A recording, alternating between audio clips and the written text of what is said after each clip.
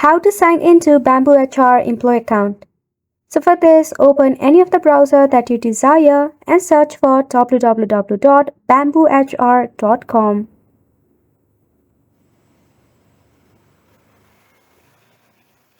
So simply this is a website where you can enter all of your employee database, reports and performances, where you can easily log in to check your perform or report anything that you want.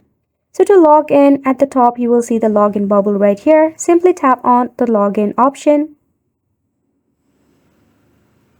Then you have to go ahead and enter your company domain.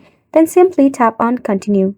If you have forgotten your company domain, at the side you will see the option of what's my domain.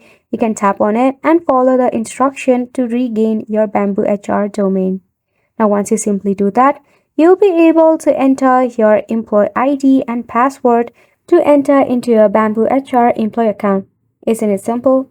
We hope you found this video informative and helpful to you, and thank you so much for watching.